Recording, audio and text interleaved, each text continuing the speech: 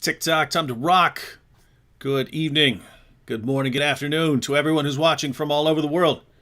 I'm your friendly neighborhood philosopher, David Wood, and with me now is the author of about 187 books, Robert Spencer. How you doing, Robert? Just great, David. How are you? Good. For people who haven't been around, because we always get new viewers and so on, new subscribers, why don't you recap? Because people, I also get comments from people saying, "Hey, how's Robert? Was Robert okay?" Why don't you give people a quick recap of what happened a while back? Sure. April 28th, 2019, to be specific, I died. My heart stopped. And then I got better, but I was pretty much out for about 10 days and then in the hospital for about 6 weeks. And this was not just heart failure, but kidney failure, liver failure. Pretty much every organ just gave up. Figured this guy's done. And had to learn to walk again. All sorts of entertaining things have been happening, David, but it's all on the upswing.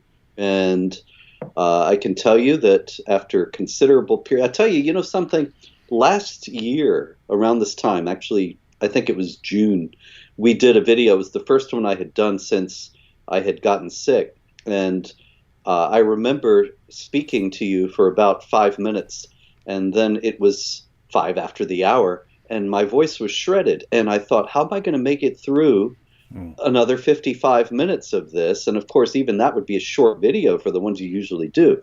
But now I'm happy to say that I'm blabbing as much as ever, and it's not terrible and painful to either do or to listen to. And very happy to be here, very happy to be above ground, very grateful to God. And there it is.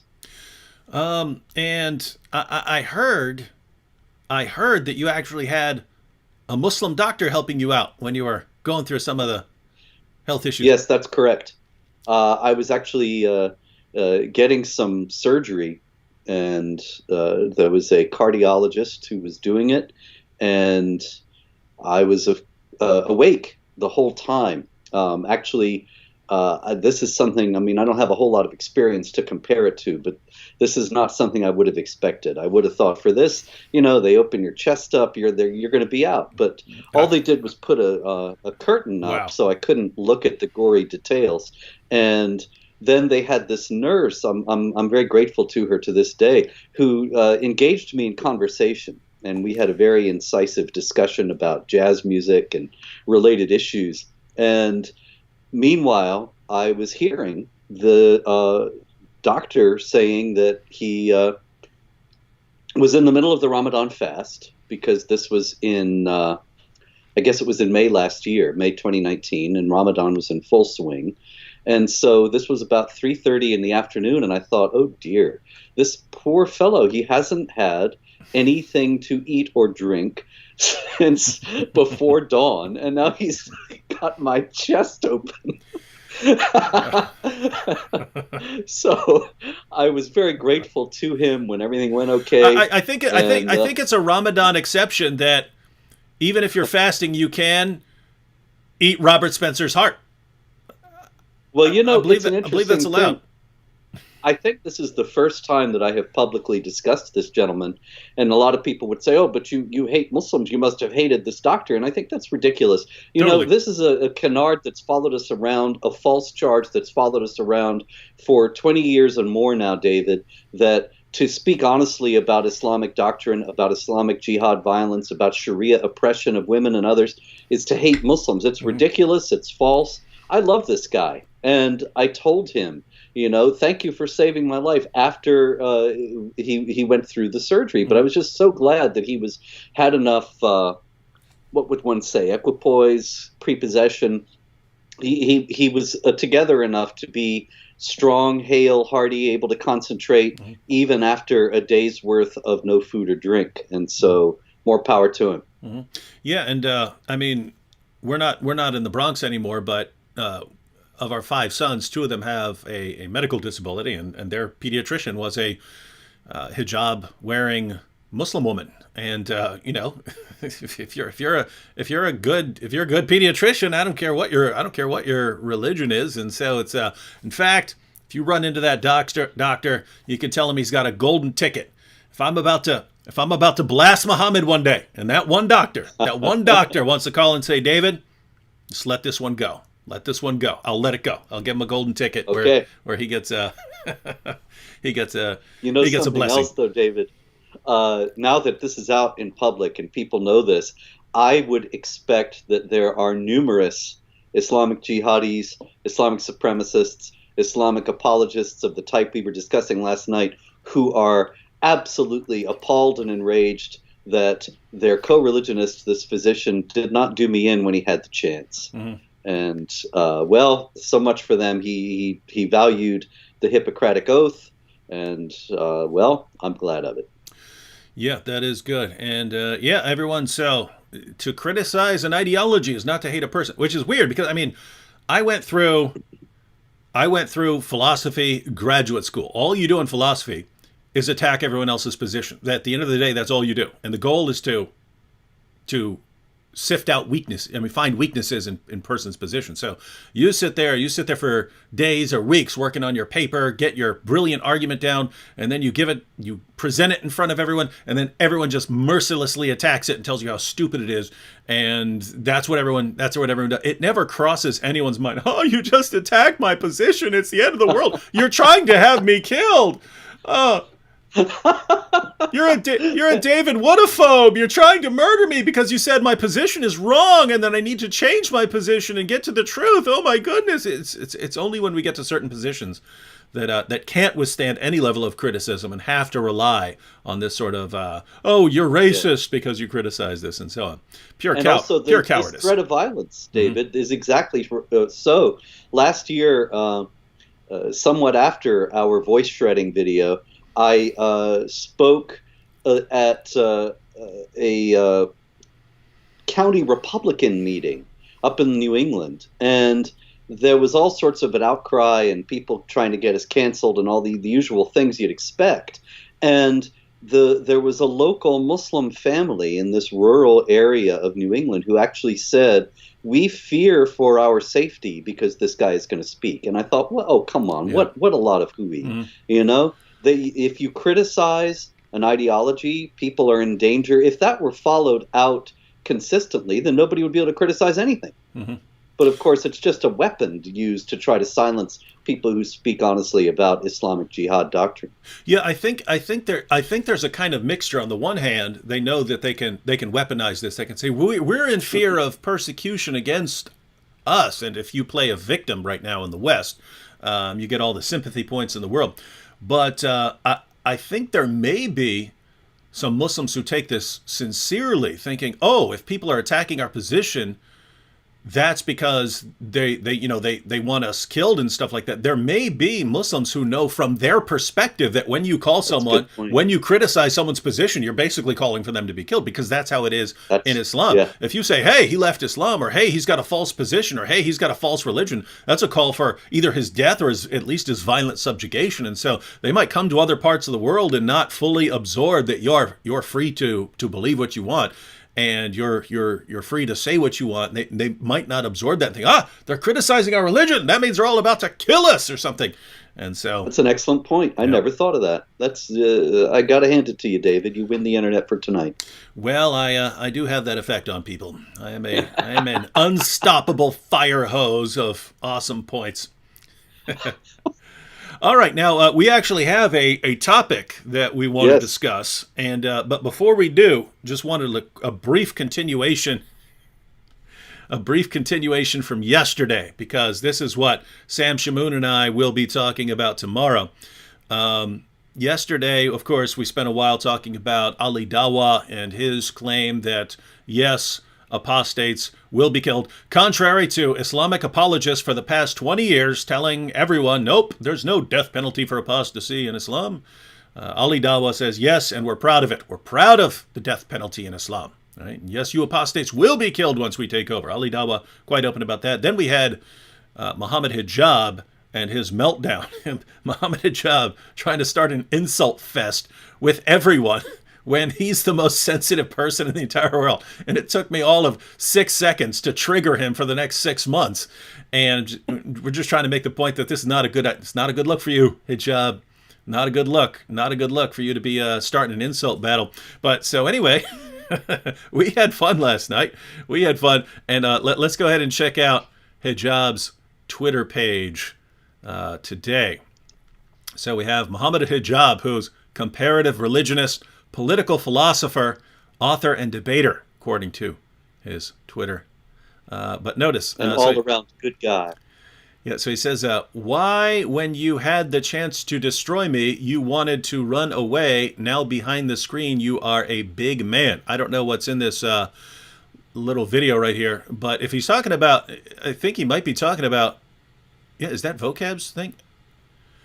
Okay, I think he's talking about when I was on Vocab's live stream, and I said that once I realized he had lied to me and was breaking the deal, I wanted to walk off stage. So they're probably, I haven't watched that, I don't know what they're putting in there, but they're probably taking a clip where I said I wanted to walk off stage. No, you see, he's afraid of me. Yes. He was afraid of me. I actually got that from you, Robert, when we did that when we did that 2-on-2 debate, and the imam or whatever he was, just kept broke all the agreements during that last 10 minutes in Philadelphia.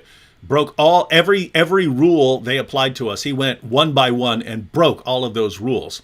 And you're about to walk out. You were just going to get up and walk out, or you're going to speak out.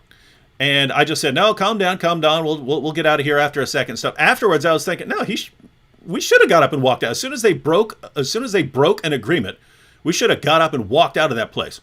And so when it was later when I debated Muhammad Hijab, and the Muslim side makes me agree to all these terms. You will agree, no personal attacks. You will agree that you will be friendly the entire time. You'll keep the entire conversation friendly. You will not go off topic and address something else and so on. So then as soon as I start seeing him just hurling insults, it's like, oh, you're another one of these guys. You're one of these guys who makes up a bunch of rules that I will keep because I have integrity, and that you will not keep because you have none, and you don't believe that you're obligated to honor your agreements. And so I told Vocab in an interview, on a live stream, I said my inclination was just to walk off stage, right? So go up there, talk for a while, and this happened repeatedly throughout the debate. It's like, what? Okay, he's breaking it again. He's breaking the rules again. He's breaking the rules again. Why am I sitting here? Why am I not walking off? Get up, talk a little while, and each time it was sort of these people showed up. I'd get up and I'd look at the audience. These people showed up. Why am I going to punish all of them for hijab and so on? But it actually affected things, because sometimes I wasn't paying attention to them because I was thinking, I'm just going to walk off stage anyway. Why do I need to flow the entire debate and write down all his points and so on? But so notice hijab. Well, I watched that debate, and he wasn't paying attention to you either. He was just heaping insult upon insult. He had no arguments whatsoever. All he did was, like you said last night, thump his chest and say his arguments were the best, and he was speaking the truth. And I'm not even going to pay attention to this guy. I'm not even going to speak to him. I'm not going to answer any of his points. Well, of course he wasn't, because he couldn't. Yeah, but look at this. Why, when you had the chance to destroy me, you wanted to run away? I wanted to run away because you're a liar, like your God and your prophet, right? I wanted to walk off stage because you guys just keep getting away with this, and your own fans do not hold you accountable. You can announce to your own fans, "Ha ha, I lied to him," and they'll cheer you on, right? Just like they cheer you on when you heap abuse on people and when you call women names. And look, I just said call women names. Look at the very next tweet here. David Wood mocks and laughs at his nickname. His nickname is that for apostate prophet. That's apostate. Oh, that's his wife. The nickname for the apostate prophet's wife. I'm certainly not laughing and mocking her. I am mocking Hijab's comments about this, and this was right before, of course, I took a bite out of the Quran. And hang on, now here we go. Here's the funny part. Okay, so let's skip this and go right back to it. So this is Hijab, and he says, almost a year has passed. Let's arrange this. Let's see if you're a man of your word, and if you're brave as you claim. This is Muhammad Hijab challenging Sam Shamoun to a fight. Right? So he's got, look, enough talking. So he's got the picture of Sam Shamoun there, and enough talking. and then after challenging Sam Shamoun to a fight here, then he says, also, if your friend David Wood is a big man, let him have a legal bout with me also. Let's see what he will be spitting out then. And his wife and Marie and the kids can watch their husband/dad get decimated legally, physically, just as we dealt with him intellectually. Right? This guy, you must have hired this guy. He can't be real. He must be an actor. This is all a big show, right? This is this is Islamicize Me taken to the next level. And Muhammad Hijab is really a Christian evangelist that you persuaded to grow the beard and take on the persona. Am I right? Yeah. Can we announce that now tonight? Here's what's hilarious. I had only watched. I mean, I'd met Muhammad Hijab at the debate and saw how he acted and so on. Apart from that, I had only watched a couple of his videos when I started, doing this little impersonation of him during live streams and so on. Me Hijab, me strong than you. And I started doing that impression. What's hilarious is now that the more I learn about him, he's like worse than my parody of him. He's worse. Yeah. He's actually worse, right? I'm sitting there here, me strong, me crush you. And then we go to his Twitter page. I challenge you to fight me. I challenge you to face me and fight me. Me strong. You'll be defeated physically as you are intellectually. Wow, you couldn't make this a dude up. Anyway, ladies and gentlemen, just wanted to point out, Sam Shamoun will be with me tomorrow night, Lord willing, on the live stream, and we will respond to Mr. Hijab's challenges. So don't want to miss that. And Muhammad Hijab, if you want to show up in the chat. Well, I don't know. He might start talking about the golden showers and stuff like that. But anyway, all right. Roberts, I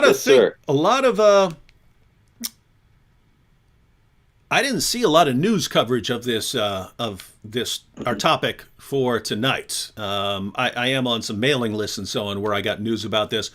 But why don't you go back and start at the beginning, and I have an article I can pull up and so on for some of the details and so on. But why don't you give everyone, first, but even before that, even before we get into this particular issue, since we've been dealing with some of these people for a long time. The story that we have is going to be about a college professor who said some things about the relationship between Islamic terror and Islamic teachings. But you've been saying these things for a long time. Pamela Geller's been pointing these things out for a long time. I've been pointing these things out for a long time. What is the reaction from, one, Muslim organizations like CAIR on the one hand, but also from non-Muslim organizations that are just sort of heavy left as far as what you're saying? Well, the leftist organizations in the United States and in Western Europe are completely in the pocket of the Islamic organizations. So the Islamic groups like CAIR say that it is false that Islam has anything to do with violence or terrorism, and that anybody who says so is a racist, bigoted Islamophobe. This has been a strategy they've pursued for 2 decades or more. They CAIR, even back in the 90s before 9/11, they successfully got the Hollywood producers of the movie of The Sum of All Fears, a Tom Clancy novel in which there were Islamic terrorists, to change the Islamic terrorists to Nazis. Because, of course, it would be terrible and it would make Muslims who are peaceful feel frightened if there were Islamic terrorists depicted. Now, this in itself, of course, is absurd because, after all, the depiction of the Nazis, no Germans who are peaceful go around saying you can't depict Nazis because that makes us feel threatened. It's a transparently absurd claim, and yet it has become accepted in the mainstream. That would actually be yes, sir. That would be a funny video project for the future, where we reenact. Let's say the attack on the cartoon contest that you guys had, but we make them like white supremacists in order to avoid hurting feelings and make them like complete rednecks and stuff like that. Uh, You know something, David? That's something I've wanted to do for a long time, and I still think it could be done. And so, if there are any Hollywood producers who see this, contact me at director@jihadwatch.org. This is think about this. What if you had a movie about a guy in America in 2020 who said, I went into a cave and an angel appeared to me, and I'm a prophet. And he gathered around a group of followers, just a small group to start with, and was at odds with the people in his town who didn't like him because they had a thriving tourist trade based around a religious shrine that was in that town. And they thought he was threatening their business by saying that the shrine was illegitimate. And then he moves to another town. He starts to actually send armed squads of vigilantes against the people who are going in and out of the town he came from. And well, you get the idea. You take the whole story of Muhammad. You never mention Muhammad. You never mention Islam. You transpose the whole story to contemporary America. Don't change a thing except the names of all the principles. And the fact that it has anything to do with Islam, you don't mention it at all. Now, this story would have nothing to do with Islam, except that you would know and I would know, and now I guess the world will know because the cat's out of the bag since I'm saying it here, that it was all based on the Islamic sources, on Ibn Ishaq, on Bukhari, on all the rest of them. But we would never mention it. The Islamic groups would still go crazy, even though they would not have to take the bait. It's 100% certain that they would. It's just like the billboards a few years back that somebody put up saying, the perfect man married a 9-year-old girl, beheaded 600 Jews, and all these things. Never mentioned Muhammad or Islam or the Quran. And Islamic groups complained because they knew what was going on. But if they had had any sense, they wouldn't have complained. They would have said, this has nothing to do with our wonderful, peaceful prophet. He didn't do any of these things. But they didn't have the wit. So I think it would be a great movie, a terrific movie about a false prophet and a liar, a con man who gains some power and ultimately changes the entire world. Yeah, we might. We could even make it Chinese. And Chinese, and make it a kung fu movie just to make it as just to throw people off as much as possible. Have it like this dude, he just starts getting visions and he starts attacking everyone with his kung fu and something. Or make it aliens, and aliens show up. Yeah, we do something. We're planning a while back. It's funny. These guys, they send me messages regularly. We're going to kill you. You're going to rape your wife. We're going to do all these things, but respect our prophet.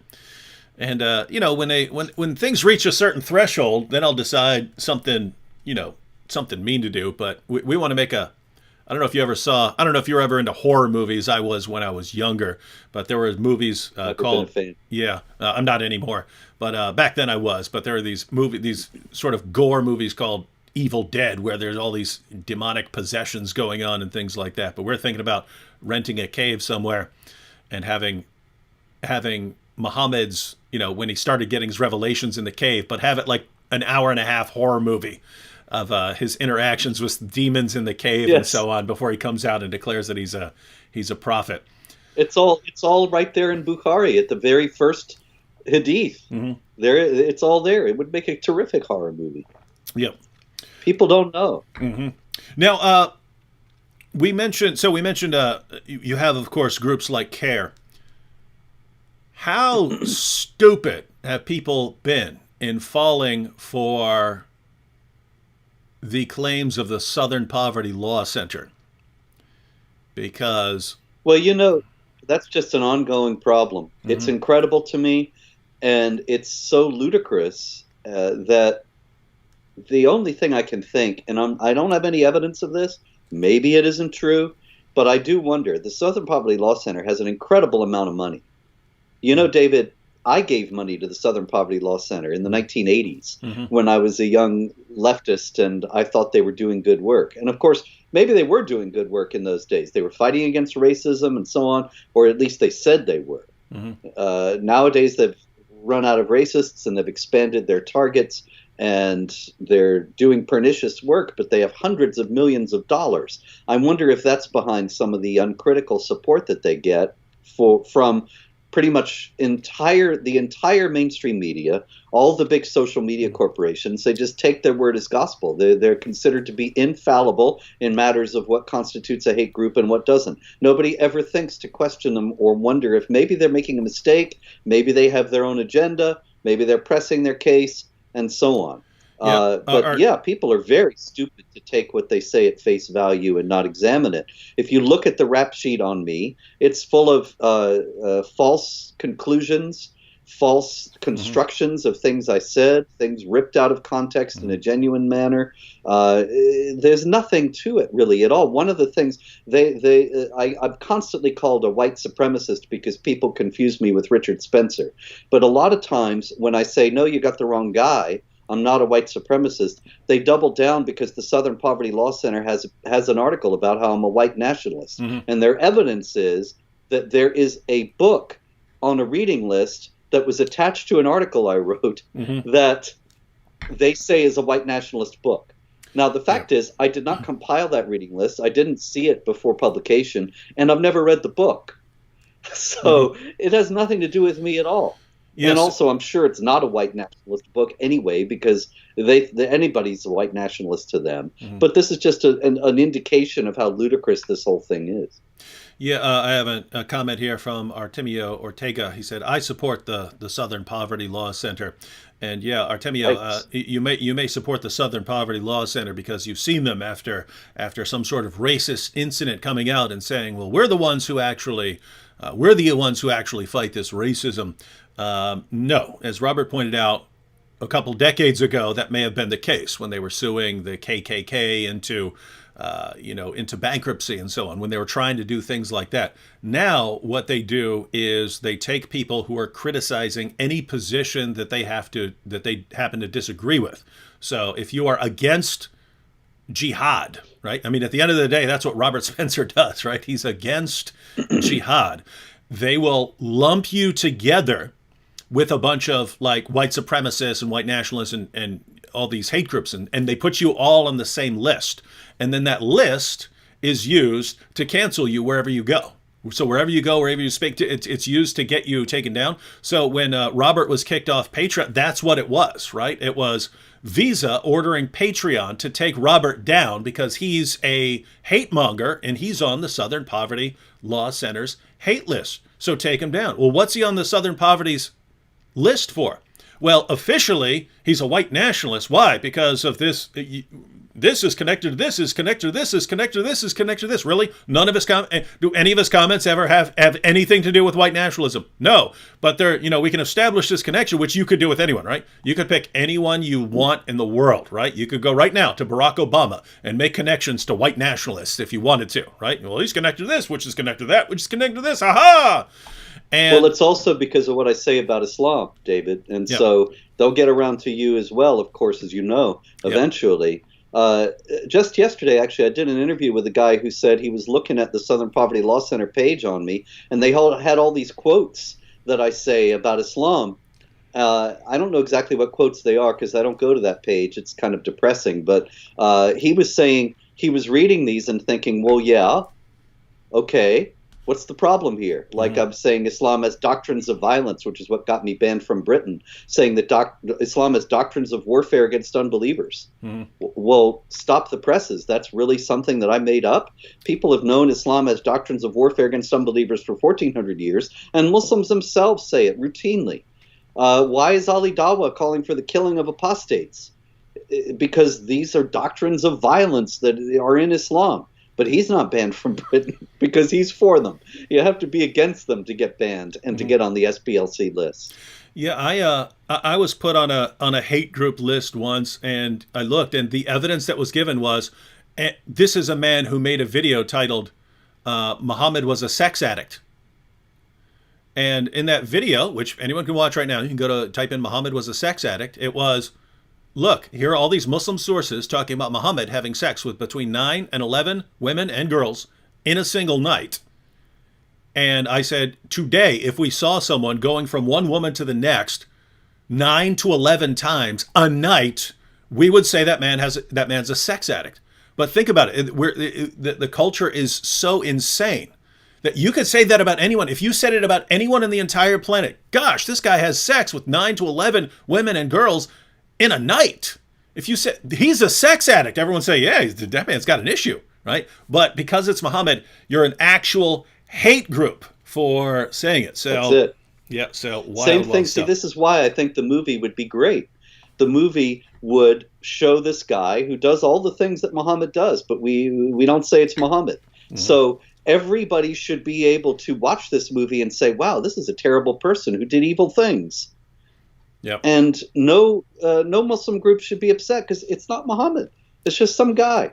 But we'll just use Ibn Ishaq as the source for the screenplay. Mm-hmm. It would be great. And could you'd have to have a big budget, but for a smaller budget, we could, as you mentioned yesterday, reenact some hadiths. Those would be relatively cheap, but don't include the name, but just change all the names and change the gear and put Muhammad in these exact same situations, but call him Jeff. Yeah. And watch people be horrified at how sick and twisted this guy is. Yeah. Yeah. Some people have asked about the possibility of suing groups like the Southern Poverty Law Center. I think it's harder I think it's harder to sue in the U.S., but easier in the U.K. for things like defamation, because who was it in the U.K. who sued them and won, and they paid like, I think, over $1 million. What's that guy's name? Majid Nawaz. Yeah. Majid Nawaz sued them, and he's a moderate Muslim. He's a leftist as well, and I saw the complaint that his lawyers had written, and it was very skillfully done because they were able to say, look, he's on the left. He agrees with you, Southern Poverty Law Center, on all your agenda. Now, of course, I can't say that because I actually do stand against a lot of these things that the Southern Poverty Law Center stands for. And so that wouldn't cut any ice. But also, yes, the British law, as far as I understand it, the burden of proof is on the defendant in a libel case. But in the United States, the burden of proof is on the plaintiff. And so I would have to prove malice. And they would, of course, say, no, we didn't mean this fellow any harm. We just, this is a dispassionate evaluation. And really, the problem comes down to money. There was actually, when I was mentioning before, when I spoke for that Republican group in New England, the state Democratic leader called me a white supremacist in the local newspaper. And so I actually had a lawyer write to him and tell him this is false and defamatory and you should retract it. And his lawyer wrote back with Southern Poverty Law Center stuff. And so that was where it ended, because my lawyers said they have hundreds of millions of dollars. We can't take them on. There's no doubt they would win. And other lawyers I have contacted have said the same thing. One of them actually was willing to take my case, but he said he would need a significant amount of money, and I can't get it because I can't raise money on these places like Patreon and GoFundMe. Actually, I've been reinstated to Patreon, but I haven't done anything with it because of the same SPLC. By the way, I know why they reinstated you. People started suing them for taking them off, and those people are winning. And Patreon might actually collapse because they had all these things in their terms of service, and then they were violating their own terms of service, and so they started trying to change their terms of service. So yeah, people started suing them, and the court started ruling in the people's favor, saying, "Yep, you can't violate your own terms of service." And basically the ruling was that Patreon, I think it was that Patreon was severing other people's contracts, that when people were signing on to be a patron for someone, that there's a kind of contract, and Patreon is basically the middleman in that contract, and then Patreon saying, well, we're just severing this contract. Well, wait, you didn't agree to sever the contract, and that person didn't agree to it, and who in the world is Patreon to step in there and say, nope, we're doing this because, so, yep. That's what they did to me at Patreon, GoFundMe, and Indiegogo.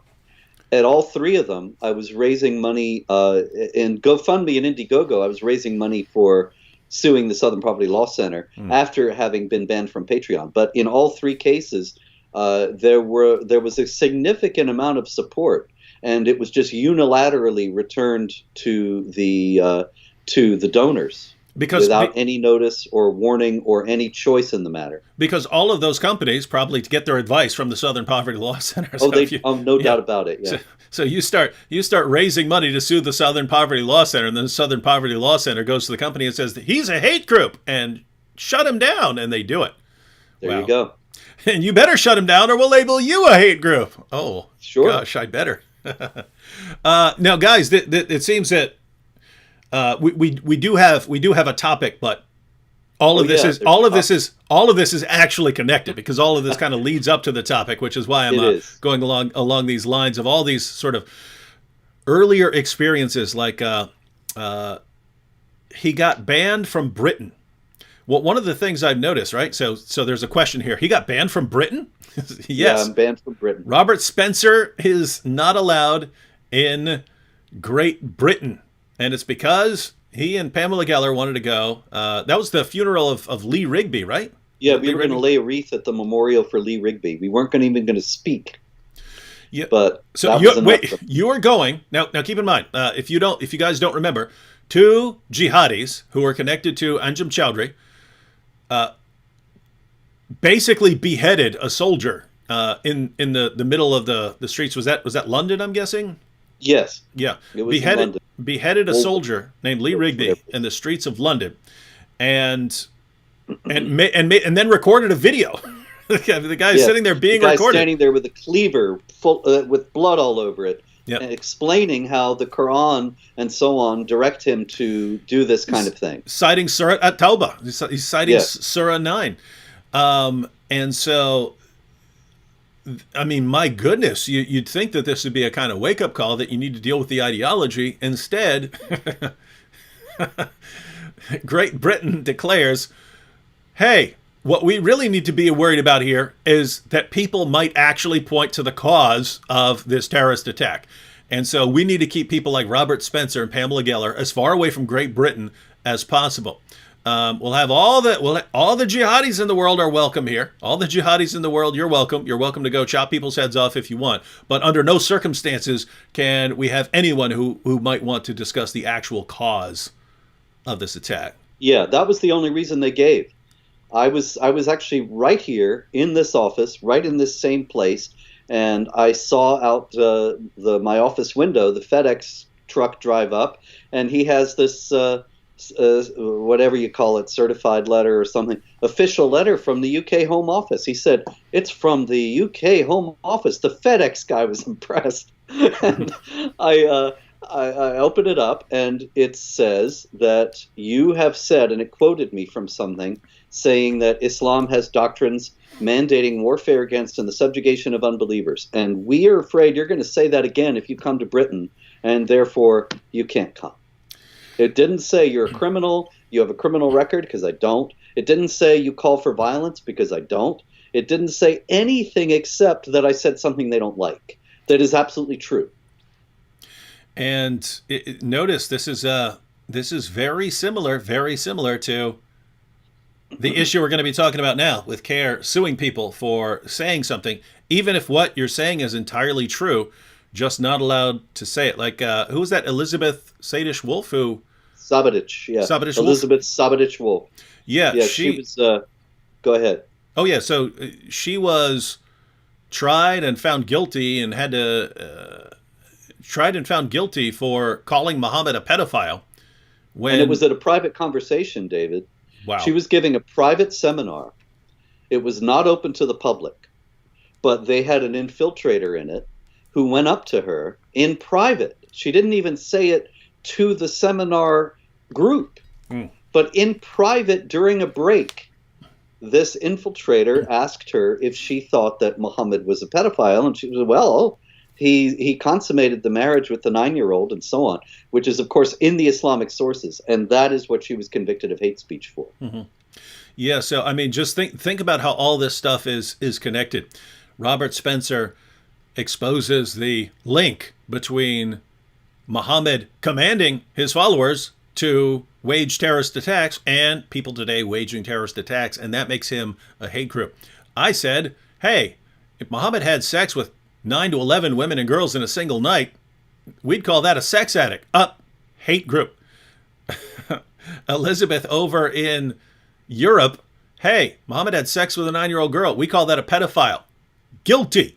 Guilty. It doesn't matter if it's true or not. It's just, is this something that will hurt the feelings of a group that you're not allowed to offend? And that is absolutely insane. Violating all our own principles, which have made the West great. And we're throwing them in the garbage to avoid hurting the feelings of people whose many of them come from areas where things have failed politically and economically, and they come to the West, and then, hey, we need to then adopt the systems of the countries where you came from, and that's going to make things better. My goodness, are we morons? You know something else, David? You said to avoid hurting their feelings, and I think people might fly by without people realizing what an important phrase that is, because at Jihad Watch, where I track, of course, jihad terror activity every day, I have come across innumerable stories, news articles of people in Pakistan or Indonesia, most commonly, but also in other places, where people have been arrested and prosecuted on the charge of hurting the feelings of Muslims by insulting Islam.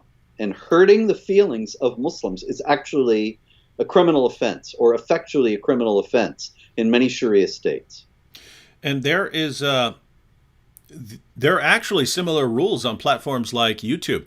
After the shooting in New Zealand, the mosque shooting in New Zealand, YouTube announced that it was putting together new hate speech policies, and that you can't say certain things that might offend a protected group. They don't tell you what the protected group is. That you just start finding out when your videos get taken down, when your videos start being accused of being hate speech. You start finding out, anyone in Islam is a protected group. What's crazy is the way that it is actually worded. I have screenshots when they send me something like this.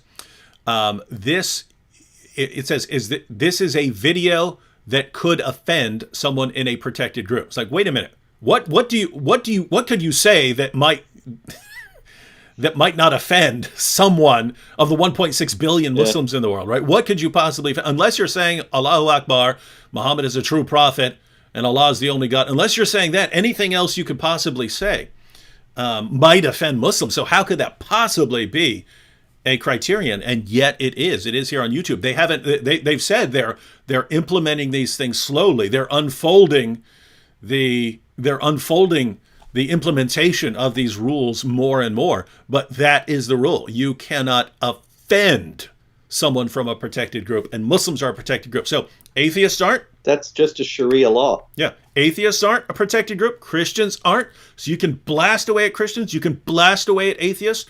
But if you're hurt, if you're saying something that could offend Muslims, well, they're a protected group. So, wow, this is insane. Absolutely insane.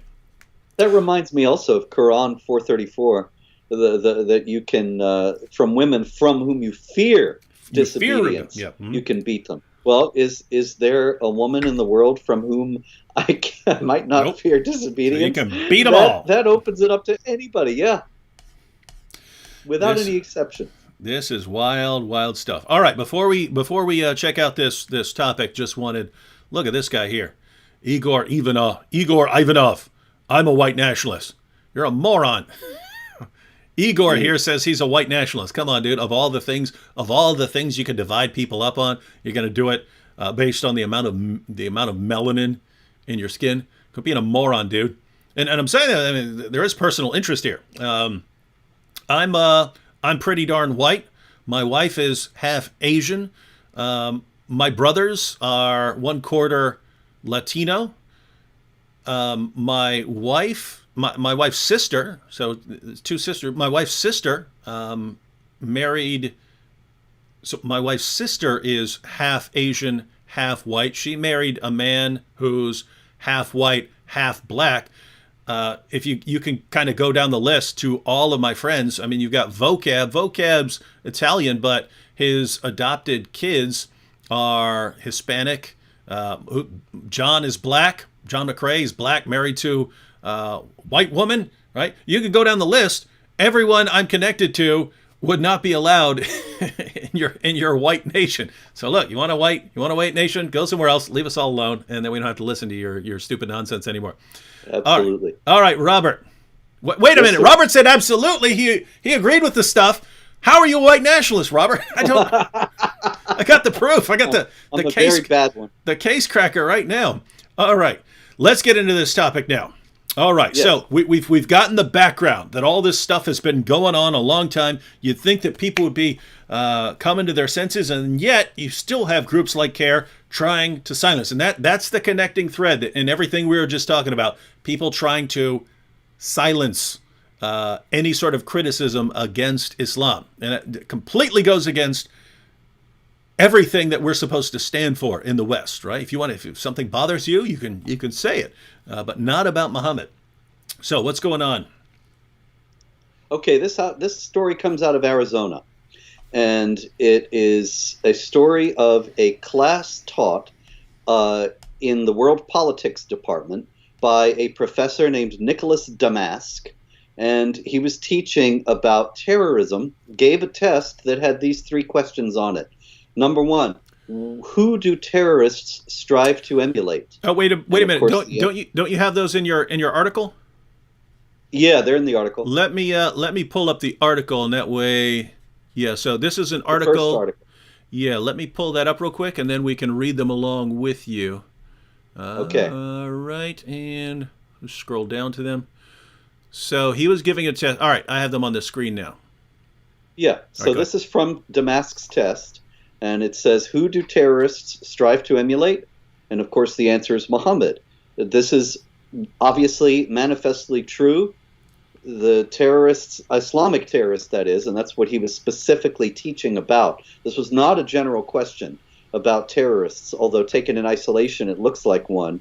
It was about specifically Islamic terrorists. And that's clear from the statements of innumerable Islamic terrorists around the world for decades, that they are emulating Muhammad. Mm-hmm. That is something that they themselves have frequently confessed.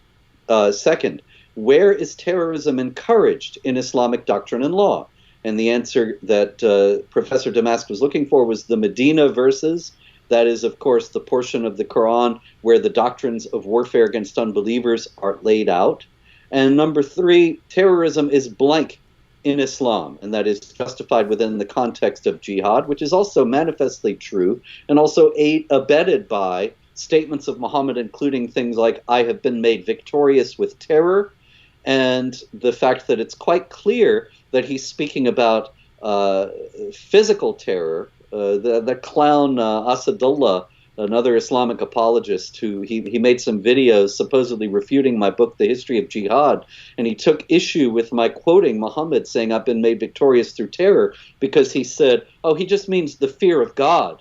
It's a concept that's in Judaism and Christianity as well. It has nothing to do with terrorism. And of course, the fear of God in Judaism and Christianity and in the Old and New Testaments has nothing, it doesn't say anything like Quran 8:12, which says, I will strike terror in the unbelievers, strike their necks and strike off their fingertips. That's an odd kind of fear of God. But in any case, the point here is that everything Damask said was absolutely obviously true. Mm-hmm. And to anybody who is simply interested in an accurate delineation of the ideological roots of terrorism, it would be completely uncontroversial. But a student in the class named Muhammad Sabra, a Muslim student, said that he was offended by the questions, and that they were, quote, in distaste of Islam. And so his problem with these questions is that they are in distaste. That is, they show, at least to Muhammad Sabra, that Nicholas Damask did not like Islam very much, which may actually not be the case. If Anwar al-Awlaki, for example, had been teaching the class and had asked exactly the same three questions and had gotten exactly the same three answers, it would not be at all a reasonable conclusion that Anwar al-Awlaki was in distaste of Islam, that he didn't like Islam. He would love it. But Nicholas Damask, obviously, he's not a Muslim, and so Mohammed Sabra jumped to the conclusion that he was not reporting these completely readily establishable facts in a positive manner.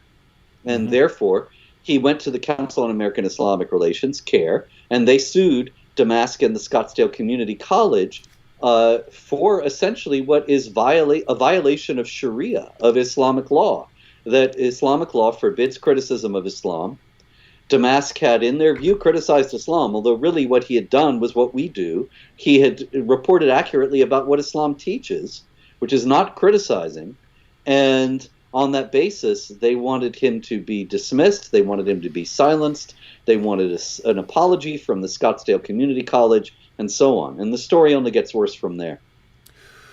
Yeah, and so guys, check out these questions. So you have a couple of issues here, right? One, are these answers actually correct? Two, even if they weren't correct for some reason, like even if you thought a college professor got something wrong, that's not something you sue someone over, right? I'm sure if I went back through tests, I could find something that college professors got wrong, because I've taught a bunch of classes. And I probably got some stuff wrong, right? And matter of fact, I know I did. I'm sure I did. I'm sure. Matter of fact, I remember apologizing to students because I was using the A, B, C, D, E, F, G, and so on, and I had marked things wrong because I was just looking at the letters and I had my letters wrong. So if I could get that wrong, then they're obviously professors who can get something wrong. But my goodness, you're going to go out and sue someone? So that's one issue. Even if you got something wrong, is this something you go to court over? But two, it's totally correct. So notice, even if you personally don't agree, which we know at the end of the day, CAIR actually knows these answers are true. Of course. But even if you were a completely westernized Muslim who had never in your entire life studied the Muslim sources and you only absorbed what you heard from President Barack Obama about Islam and you thought it was wonderful and great, wouldn't it be, hey, let's get together and show us why you think that Muslims strive to emulate Muhammad, right? Why are you saying this? Because that's what they say. Because Muhammad said things like, I would love to be martyred in Allah's cause and then come back to life and then get martyred and then come back to life again and then get martyred and then come back to life again and then get martyred. That's a direct quote from Muhammad. He was obsessed with martyrdom. And so Muhammad is presented as the pattern of conduct in the Quran. And that's the emphasis. Hey, you want to be like Muhammad? He was obsessed with martyrdom. And so who are you striving to emulate? Muhammad. And yet CAIR says, nope, we're going to sue you for stating the obvious. This is just... It gets worse. Oh, yeah. It's even worse than that. Even before we get to the suit. I mean, that is ultimately what this is all about, and we will get to the suit, but there are a couple of other chapters in the story before we get to the suit. And that is that a social media campaign began against the professor. Once this got out, Mohammed Sabra apparently spread the news of this to the Muslim community at Scottsdale Community College in Arizona, and the college's Instagram account started to fill up with what Damask says were angry, threatening, inflammatory, and derogatory messages about the quiz, the school, and myself. And so note, he started to get death threats, and he had to go with his family into hiding because he was getting death threats. And why was he getting death threats? The irony here is so thick, I can barely even enunciate this. The fact is, he was getting death threats for saying Islam was not a religion of peace. He was getting death threats from Muslims for saying that Islam has a connection to terrorism. That is funny. I just got a death threat yesterday, and it's someone who's mad about me saying that Islam promotes violence, and so he's going to come and kill me. Said he's praying to Yeah, I've gotten lots of those. he's praying to Allah that he will be the one who gets to come and kill me, so that he can refute me. this is so wait so again, I haven't been. I never followed this story very closely. I saw articles pop up. I got the gist and so on. But so you're saying that this man put a couple of questions on his test that pointed out that terrorists are striving to follow Muhammad, things like that, and in response, once this information got out that he had said that there's a connection between Islam and terrorism, he and his family had to go into hiding because of the death threats from people who are saying we're going to come kill them. Clearly from Muslim students. We're going to go kill this guy for saying that our religion is violent. This is wow. Yes. The one of the things that was written on the Instagram account, just so we can see who it was coming from, was, "I wish everything bad on these kuffar. I hope he suffers. Drop the professor's address here. I just want to go talk to him." You get the idea. But the use of the word kuffar, of course, unbelievers, makes it very clear these were not leftists. This was not Antifa that was coming after him. And it gets worse, David. It gets worse even than that? worse than that. Okay. Yes, even before we get to the lawsuit. Damask, the professor, had a conference call with Scottsdale Community College's Dean of Instruction. Well, that's Kathleen. That's not bad. That's not bad that the university is coming to his defense from all these people who are threatening to kill him. That's what you said. It gets worse. Now it's getting better. Now the administration is stepping in to defend their professor from people who want to do him harm over something he said. I mean, imagine a world where you would do someone harm over something he said. It's a good thing. This is a good thing. This is not worse, Robert. This is better. The university is coming to his rescue. Go ahead. In a sane world, yes. But this is Scottsdale Community College, which is part of American academia. That is not a sane world. The Scottsdale Community College officials, in the first place, put a new post on their Instagram account where, remember, Damask is in the middle of getting death threats. And they say that Mohammed Sabra was right, Damask was wrong, and that Mohammed Sabra would receive an apology from Damask. They had not cleared this with Damask. They just wrote that he was going to get it, and would receive full credit. The Muslim student who was offended, would receive full credit for all the quiz questions that offended him. So he had Mohammed Sabra has discovered at Scottsdale Community College a way to get an A without studying, a way to get an A without doing a thing. All he has to do is say he's offended. So Kathleen Udicello, the Dean of Instruction, and Eric Sells, the Public Relations Marketing Manager of this college, they talk to Damask and they tell him, "You're going to apologize, and we're going to write your apology, and it's going to go out under your name." And they say, Damask says there was no discussion of academic freedom. There was no discussion of whether the college was supportive of me to even continue to teach about Islamic terrorism. And he said that he wasn't going to do this. And so they had several more calls. There was back and forth.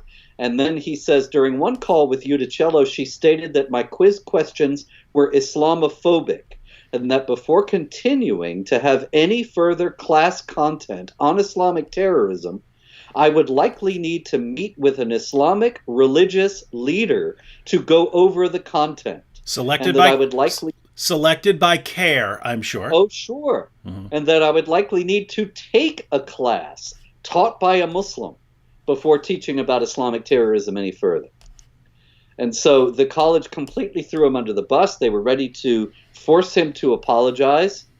And that was when Damask started to contact groups like, including the David Horowitz Freedom Center, and David Horowitz referred him to me. I wrote the first article about what was going on. Other people wrote articles about what was going on, and the college was embarrassed and actually backed off. And that's when the lawsuit came in. That CAIR, they thought they had victory in sight. They thought they were going to get him fired, or at very least silenced, publicly disgraced, humiliated. He has to go listen to their dawa presentation from some local imam. And instead, the college backed off. And then they sued. And they said that Mohammed Sabra's rights under the First Amendment had been violated. And what they're essentially suing for, as I said, they're assuming that criticism of Islam is illegal and wrong. And so this was a very important case, because this is something that Islamic groups have been trying to get in the United States for years, and no doubt they're going to keep trying. The Organization of Islamic Cooperation, 57 Muslim governments, since 2005, when the Muhammad cartoons first appeared in the Danish newspaper Jyllands-Posten, they have been trying to get the Western countries, and most importantly the United States, to criminalize criticism of Islam.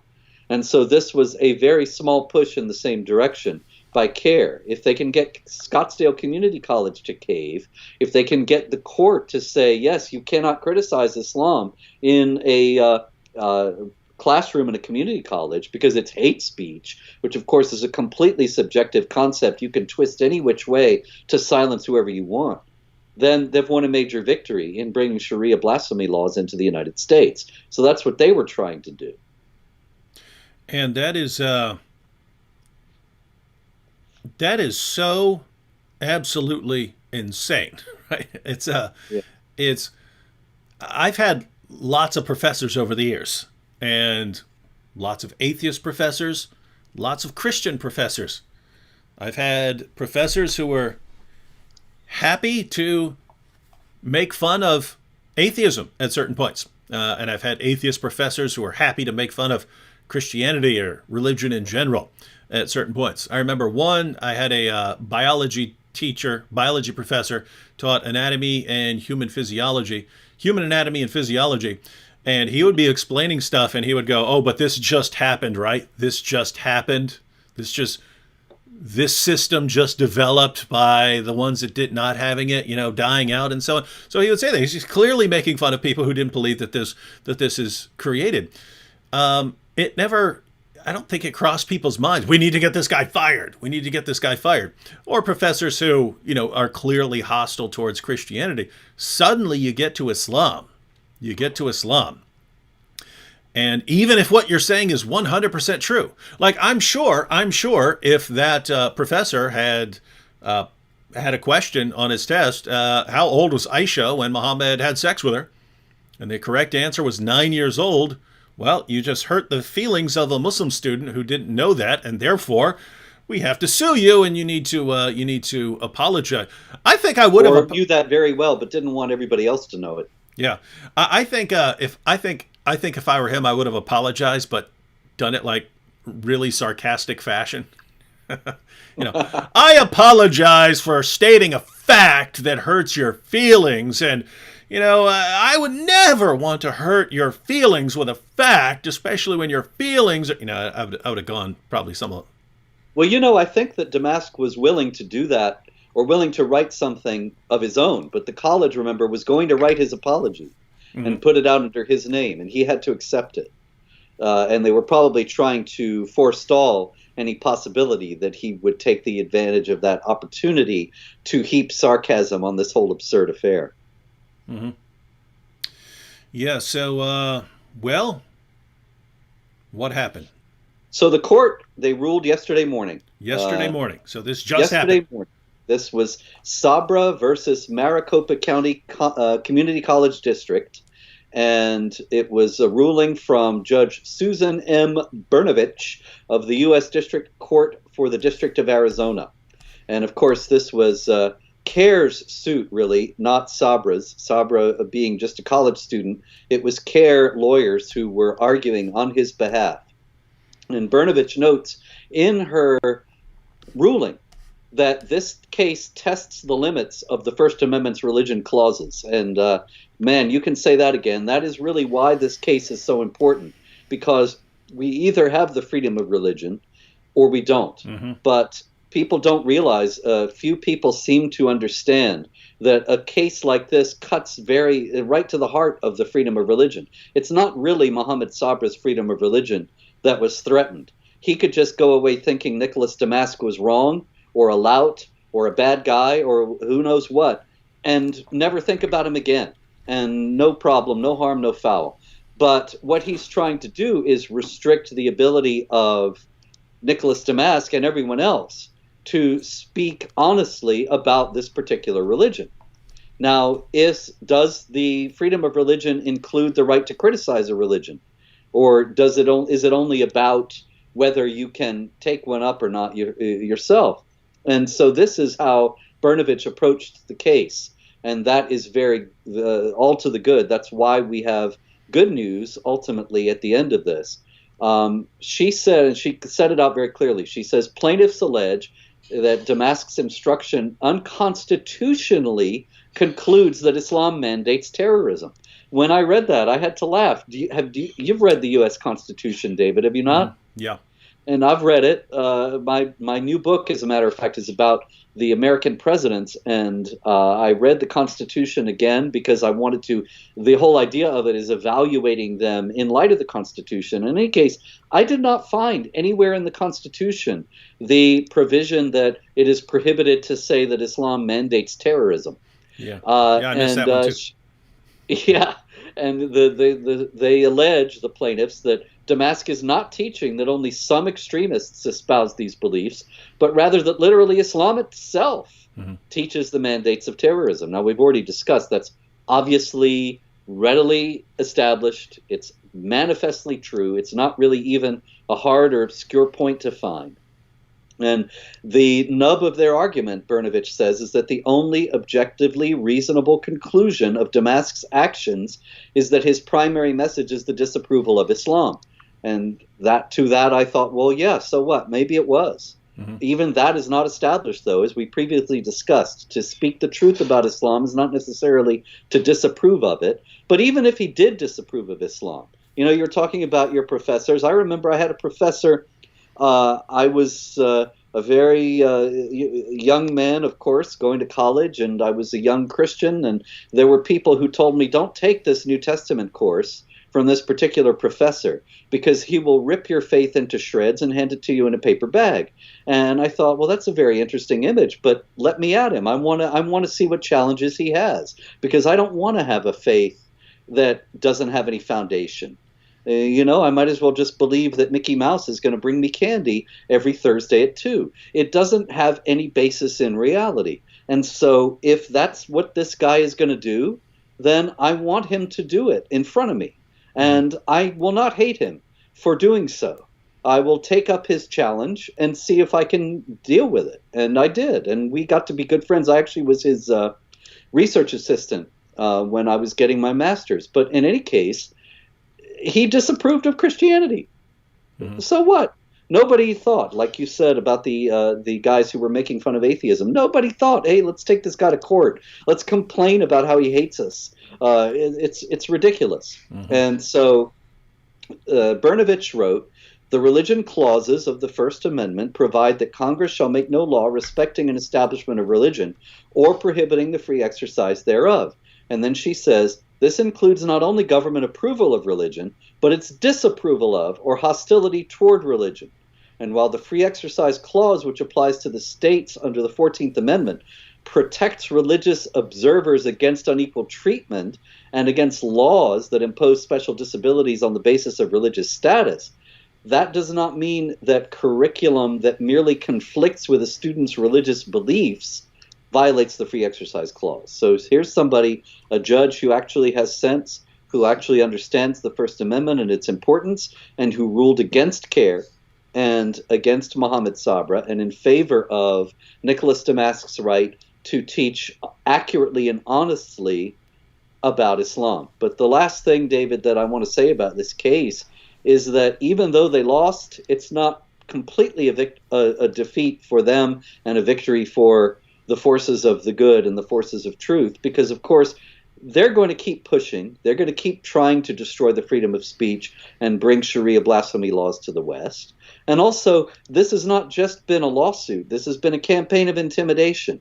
I would not be in the least surprised if the Scottsdale Community College administrators after having gone through this and after having been ready to silence Nicholas Damask and throw him under the bus, if they wouldn't be ready to throw him under the bus at any opportunity they have in the future.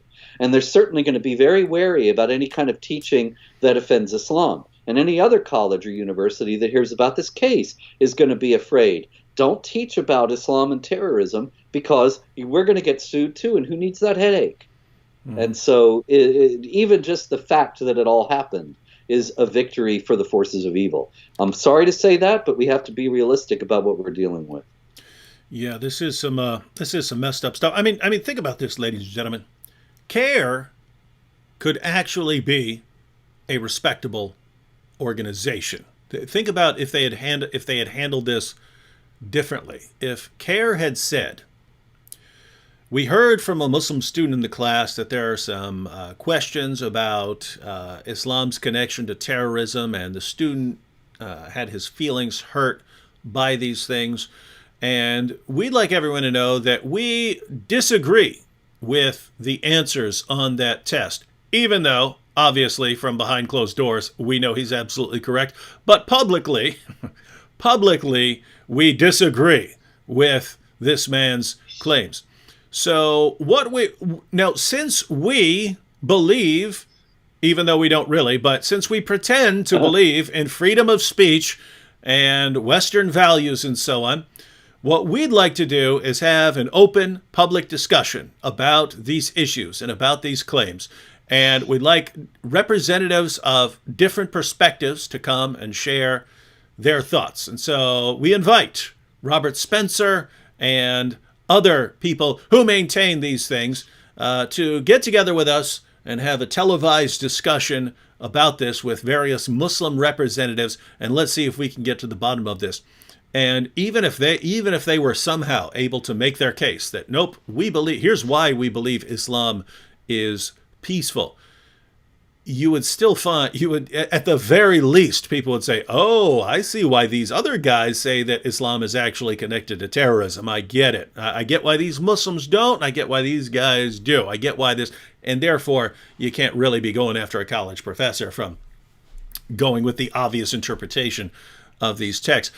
If CAIR went around doing things like that, I would look at that and I would say, wow, that's cool. But it's always about shutting down speech. It's always about silencing any open, honest discussion of Islam. It's never about increasing the public discussion. And I don't trust people who do that. It doesn't have to do, I'm not just talking about Islam. Anyone who says, my goal is not to have an open, honest discussion about this issue. My goal is to make sure you never have an open, honest discussion about this issue. And I have to silence anyone who disagrees with me. I don't care what position. You could, even if you had a position that I agree with completely, I would look at that and say, I do not trust you.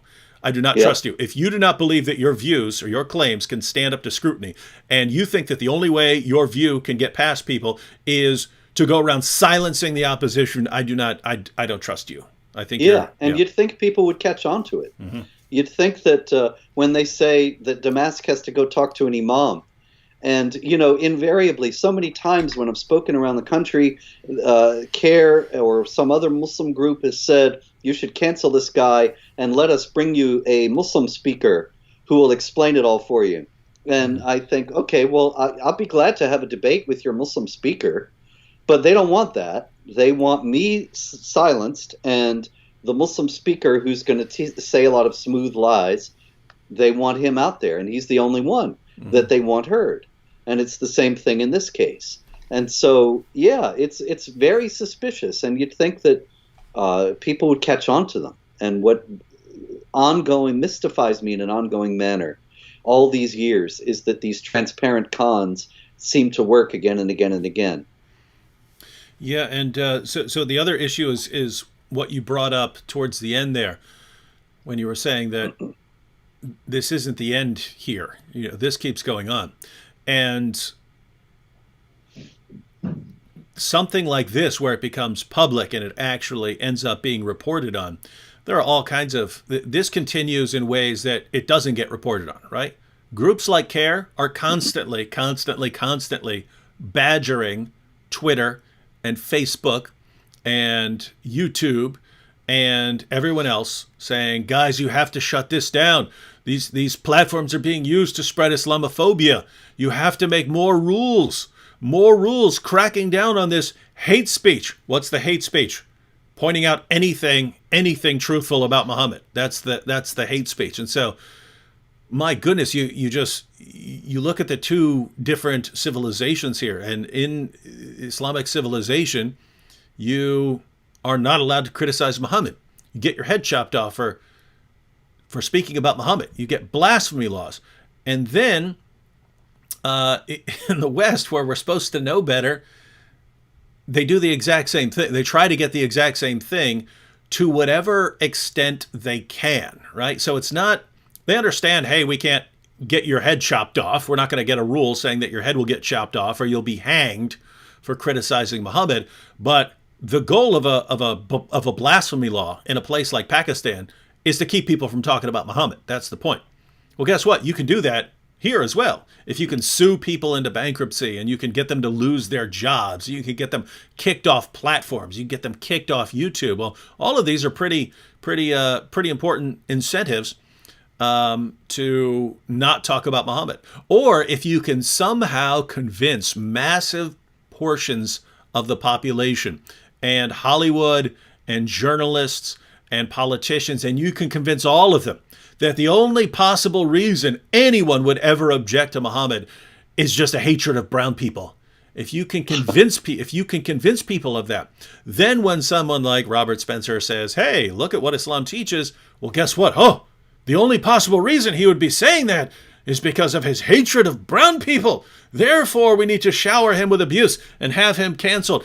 And if you can actually do that, well, you get the same result. You're just not allowed to say it. Yeah, you don't get your head chopped off or you don't get hanged, but you can still get canceled. And guys, just don't lose sight of the fact that we look here and, haha, we won this one. Or, hey, my video got taken down, but it got reinstated. The people who are trying to silence all of us are relentless. They do not sleep because there's so many of them that there are always groups coming after us, and the trend is more and more submission to them. Right? You never see what you never see, and I have never seen is, you know what, you guys have been harassing me to block more people. You've been trying to convince my platform to block more people and to silence more people about your prophet. You know what? I'm sick of this. Too bad. People can talk about your prophet. Shut up. If you don't like it, too bad. Learn that, right? And guess what? I would say the same thing to them if they tried to get me to shut you down. I would tell you, too bad. Learn to live with it. This is the West. Welcome to it, right? But it's not. It's always it's almost like they back down as much as they can. The platforms, Twitter, YouTube, and so on, they back down as much as they can without just losing mass numbers of their users, right? Because if YouTube came out tomorrow and said, you know what, we're enforcing Sharia blasphemy laws, we're just gonna kick off anyone who disagrees with Muhammad. Well, they'd lose like half of their users. So there are enough people who would say, whoa, that is really, really messed up. So they can't just do that. So they have to do it slow. All of the platforms are doing that. It's like the frog in the pot of water. Mm-hmm. And the old story. Yeah. The frog, if you throw the frog into boiling water, he jumps right out. But you gradually increase the heat, the frog just stays in and gets boiled to death. And so this is what we're seeing here. People get banned from Twitter, blocked from Twitter. People get deep sixed at Google. Jihad Watch used to be the first thing for years and years. Jihad Watch was the first thing you got when you searched the word jihad, because it was a very simple thing. It was on the topic, and it was the most popular site on the topic. Mm-hmm. So that was it. But now it's buried 20 pages back after 20 pages of dawah and information about Islam being a religion of peace, because Omar Suleiman, an imam in Texas, convinced the people in Google that their search results were Islamophobic, and they jumped into line. But people don't even realize. They still think that they Google things and they get the information, and they don't realize what's happened because it didn't happen all at once. It's going on gradually, and every one of the platforms is doing that. Mm-hmm. And Similar things with me. That on YouTube, four or 5 years ago, if you typed in Muhammad, jihad, Quran, anything like that, and looked at the top 20 videos, I would have like 3 or 4 or 5 of the top 20 videos. Now you look up any of those terms, you'll have to go down like 9 pages of videos to find anything by me. When you look at my videos, they have far more views. They'll have millions of views. And you look at the ones on the front page and they'll have 20,000, 30,000, things like that. And YouTube has even said about this, they said, well, they're tweaking the algorithm to favor what they call authoritative content. So they favor the good guys in all of this, not you guys who are just quoting Muhammad and so on. But yeah. So notice that's what's going on everywhere. And the thing is, you look at how things are right now and you say, wow, this sucks. But then you look at the trend and say, where are we 5 years from now? Where are we 8 years from now? Yeah. After these guys continue slowly cooking us, where they implement these changes, these little tiny changes every couple months, which gets something else banned, something, this or that, gets this person kicked off the platform. Well, that slow cooking there, what are things like 5 or 10 years from now with that progression? And I hope people catch on, because this is not gonna be a pretty world. Yeah, we'll be cooked frogs. It'll all be over if these trends continue and aren't challenged. One encouraging sign is that the president has spoken out about these things a couple times. A lot of people are very impatient and said he hasn't done enough. But I think, well, if anybody else were president, the president would not have said anything at all, but would be applauding this going on. And so at least we have a shot. Possibly there will be some action that will be able to be taken. A lot of people talking about stripping the rights as a platform from these social media giants, treating them as publishers, in which case they'd be liable, and then they could be sued. That might do it. I live in hope. I was born in South Carolina, and the state motto is "Dum Spiro Spero." While I breathe, I hope. Mm-hmm. And so, there you go. Yeah, and there are actually all kinds of things that the government could do, because this problem basically arises from some unclear wording in the Communications Decency Act, which allows these platforms to block certain content in good faith if they deem it harmful or dangerous, right? Well, it's not defined what harmful and dangerous content is and what it means to be acting in good faith. So these platforms have all used that law in a way that it was never intended. It was never intended to sort of have the best of both worlds, to have all the protections, of a platform, but to have all the abilities of a publisher. You can just block whatever you want. Guys, in case you don't know, we've talked about this on programs before, but the basic idea here is the current law. If you're saying, hey, why don't you guys sue YouTube for messing with your content or for taking down stuff? Why don't you sue Twitter for blocking this post or that? Why don't you sue it? Well, the government has said you can't sue them over these things because they're platforms, not publishers. And in order to make sure that they can still block harmful content, the government basically said, well, as long as they're acting in good faith and against content that they regard as dangerous. Well, notice, all you have to do there is say, well, anything by whatever position you want, right? You can say anything by a conservative, we're going to say it's dangerous and we're going to block it all. Or if you're on the opposite side, any content by a liberal or something like, we're going to block that. We regard it as harmless, as harmful. Notice, using the exact same methodology here. If you didn't want black people coming into your establishment, right? Coming into your restaurant. It's illegal to say you can't come in here because you're black. Well, what if you said, hey, my public policy is I'm allowed to kick people out if I regard them as dangerous, and you actually put them in there. Well, what if you then said I regard all black people as dangerous, and so I'm not kicking them out because they're black. I'm kicking them out because they're dangerous. Well, notice you could get the same results. That's what these companies are doing, right? That's exactly what these companies are doing. They're saying, yeah, we can't say we're blocking these people because we disagree with their views or their political positions or their religious views or their moral views. They can't say that. So what they say is we're blocking hate speech. Well, who decides what hate speech is?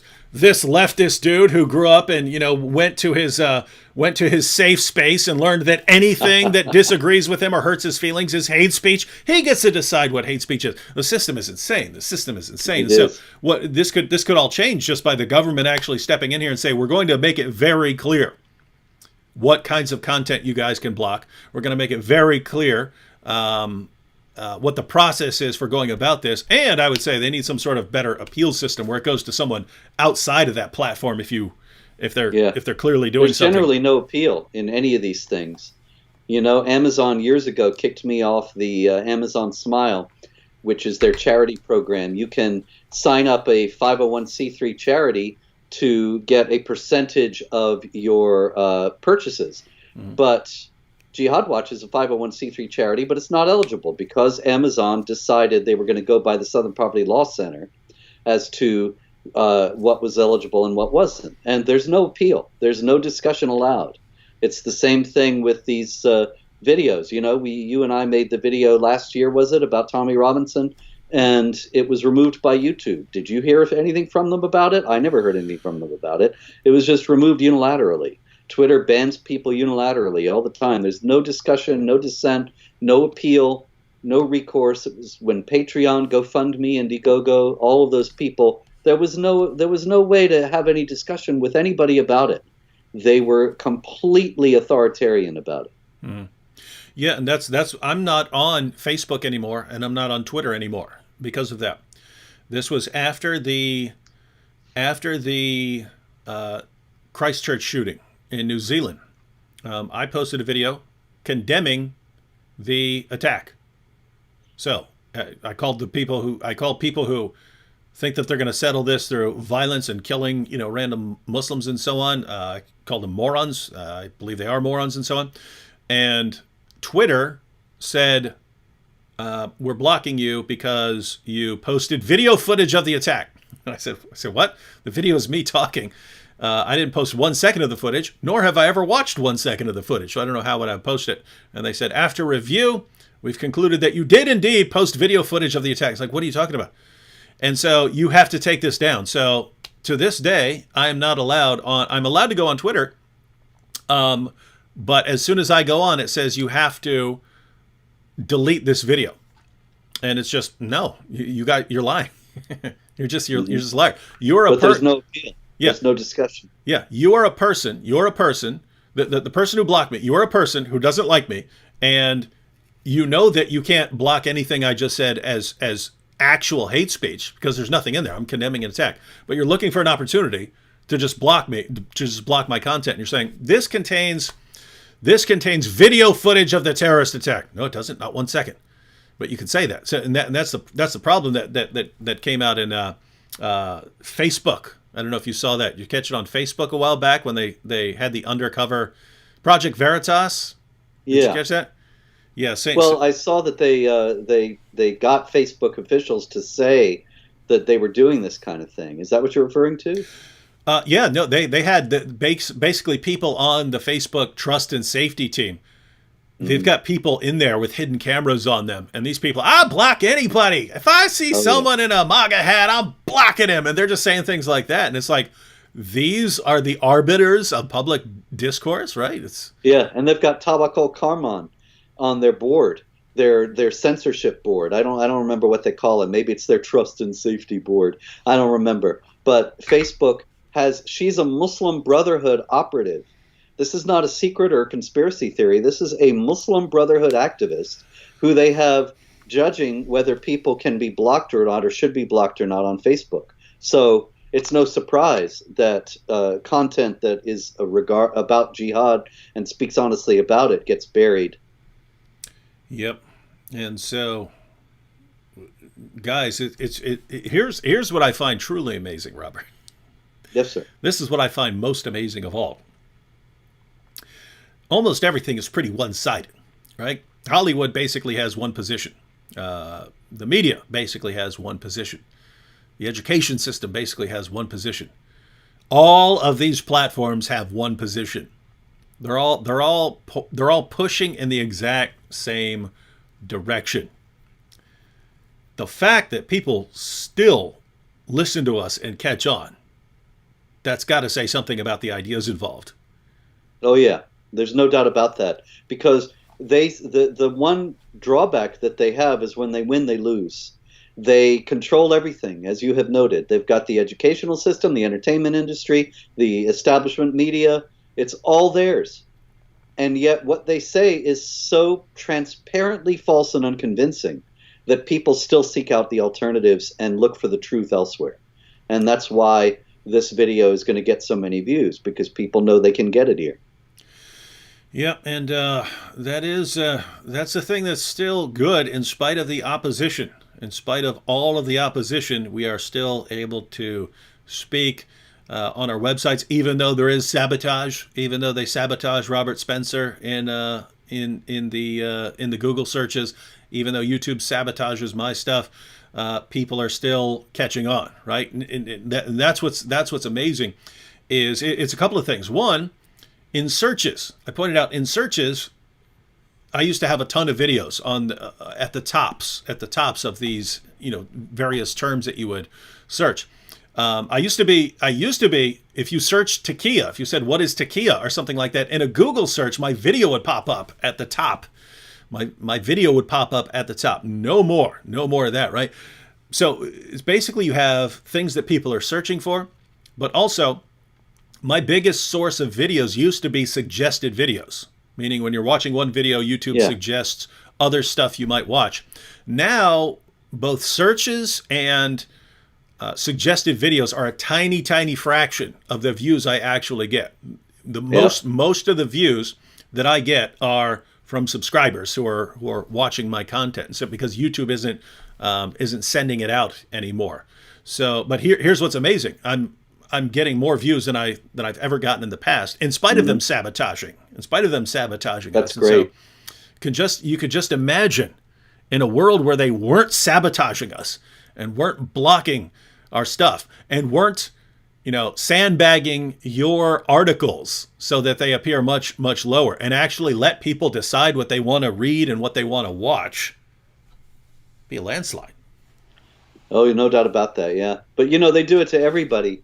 It's an interesting thing. Just earlier today, Trump spoke at a rally in Pennsylvania in some place that is connected to Biden. And I thought, well, that might be interesting. And I went to YouTube to find it. And I searched for Trump Live because it was going on at the time. And it didn't come up. I searched for Trump Rally. I searched for Trump in Pennsylvania. And I searched for, I think, a couple other things. It did not come up. And I think this is a major news event. This is the President of the United States, and he's speaking in the home territory of his opponent in the November election, and YouTube doesn't want people to see it. And so they made it impossible to find. Finally, I found it. I went to Right Side Broadcasting Network that covers these things fairly faithfully, and sure enough, they had it live, but it did not come up in any of the YouTube searches for exactly the thing I was looking for. Yep. So we got some issues. No doubt about it. Fortunately, this kind of ties into what we were talking about yesterday when we were talking about Muhammad Hijab, that he thinks, let me harass these guys, let me intimidate these guys, and they'll back down. The plus side of all of this, is that the people who are still speaking the truth in spite of all the pressures are pretty fearless and relentless people that you couldn't stop if you saw their heads off. You know what I mean? And so even if we have a small group, of completely fearless, relentless freedom fighters here, and they're massively outnumbered, but they're massively outnumbered by cowards who know that their ideas cannot stand up to scrutiny. Well, I like these odds. I'm okay with these odds. Absolutely. I'll stick with my side. All right, ladies and gentlemen, I will be back. I will be back, Lord willing, tomorrow night with Sam Shamoon, where we will be responding to our dear friend, the great ape of Islamic apologetics, Muhammad Hijab. Hey, can I be the referee when you guys fight? I'll get one of those striped shirts. That would be cool. We'll see what plans we come up with. So anyway, see everyone tomorrow night, and I included some links in the description box. So there's a link to Robert Spencer's YouTube channel, especially his website Jihad Watch, and there's a link to his book. He has a ton of books, but the one you definitely want to get if you want to understand the topics that I usually deal with, you definitely want to get The History of Jihad. The History of Jihad. And so you might look at that and say, oh, that's a big book. I'm not going to read all of that. Even if you get the book and just read the first chapter and learn the material in the first chapter. So don't think, book's kind of big for me to read. If you get through, if you go all the way through the book, it's exactly what it says. It's a history of jihad, right? Starts off at Muhammad, goes all the way down to the present, covering all these issues, and it really does not sink in until you understand that this has been completely relentless for 14 centuries. Jihad has been coming after you relentlessly, mercilessly, for 14 centuries. It has never stopped. The only time it looks like it stopped is when it gets stopped, but then it's just more planning for the next jihad. So again, read that if you are willing to read a big book. That is a very good big book to read. Even if you're looking at that, you're saying, I prefer videos, I don't like to read much, get the material in the first chapter down. So again, those links are in the description box. Robert, final thoughts on everything we discussed here? Well, it's interesting that you know that the jihad has been relentless for 1,400 years. It certainly has. That was the overwhelming impression I got when I was writing the book, that there was never any respite, there was never any peace, there was never any period of calm. They just kept coming whenever they were able to and had the resources. Mm-hmm. And that is the point I was making earlier about CAIR. They lost this one against the Scottsdale Community College, but that does not mean in the slightest degree they won't try this again. And they will keep on doing it until they are either stopped or they destroy the freedom of speech and impose the Sharia blasphemy laws in the United States. And why do they want to do that? Well, if they get their way, groups like CAIR get their way, then they control the flow of information. People only hear what they want them to hear about Islam, and then they have a free hand. They can do whatever they want. And then they can tell everyone that the greatest man in history, the most peaceful and wonderful feminist of all time, who brought nothing but peace and interfaith harmony, so clearly a prophet because he's the greatest man who ever lived and did the greatest things, and his book is filled with all these amazing scientific insights, his perfectly preserved book. These guys want to teach your kids about Islam, and they do not want anyone else pointing out basic facts. And so they want to control the information in terms of future prospects for conversion, but they also want to control the information because that guy in that class, that Muslim in that class, they don't want him hearing any of this. They don't want him hearing any of this. They don't want people to be allowed to tell him about Islam. And so you Muslims who are watching, thank you for watching, because this is where you're going to get some facts about Islam. You're not getting it from your apologists. You're definitely not getting it. All right. Catch everyone